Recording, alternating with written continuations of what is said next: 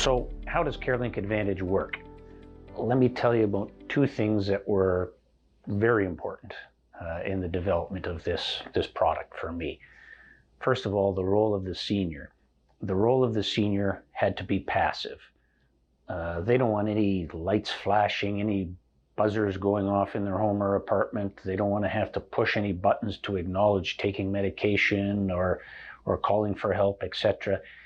They just want to live in their apartment as they always have. So their role had to be passive, and there had to be sensors around the home to do all the work while they just lived as they normally do. Now, the role of the caregiver, that was really important for me also.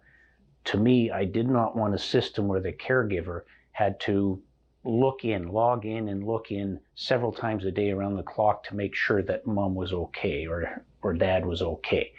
Instead, I wanted a system that said, if everything is okay at the house, then I hear nothing as a caregiver.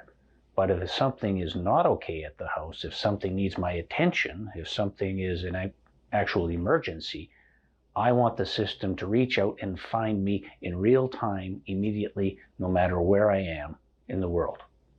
So mom's role, passive, just continue to live.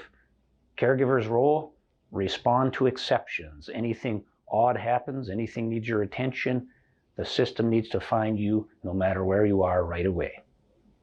Let me demystify it a little bit for you, make you more comfortable with it. It's not all that high tech, actually. When we come into the house or the apartment, we simply take our panel, the main brains of the system, and we plug it into a wall jack and we sit it somewhere out of sight. The parent doesn't interact with this. They don't need to push any buttons. They don't even really need to see it. This is just the communicator and the brains of the system, really. Then we'll place motion sensors around the house. By the way, all the sensors I'm going to talk about are all wireless. So get this vision out of your mind. We don't even call it an installation. You're not going to be seeing people climbing ladders and drilling holes through the wall and running wires and so forth. No wires. We simply would take motion sensors like this and we would place them where we needed them, up on a shelf, up on a cabinet, on a cupboard, on top of a fridge, wherever we need to detect motion, we would place motion sensors. Then we have door contacts. Same thing, wireless, two little pieces.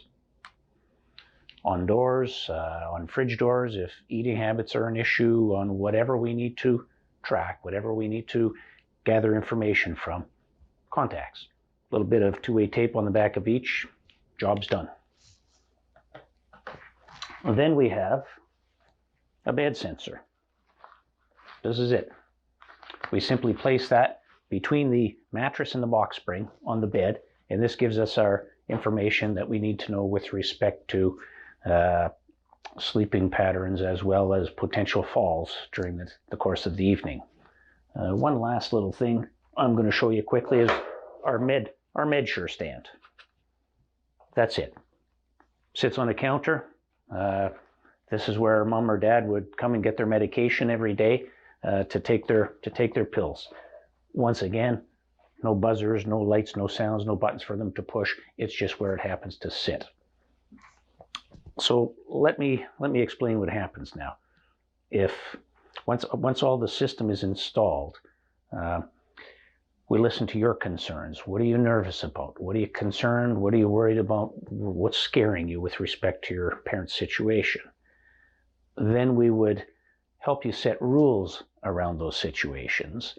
And so if something that is not supposed to happen, like somebody wanders out a door at 2 a.m, or somebody falls at 4 o'clock in the morning and is lying on the floor in the hallway.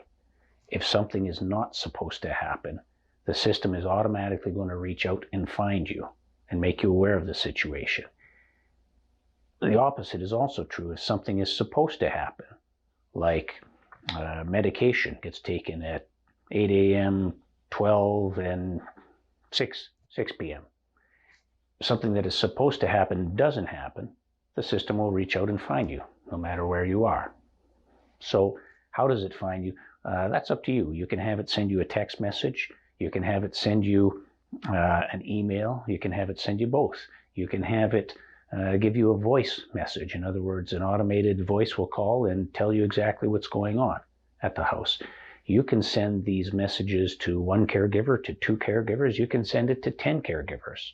The system is yours to operate as you wish.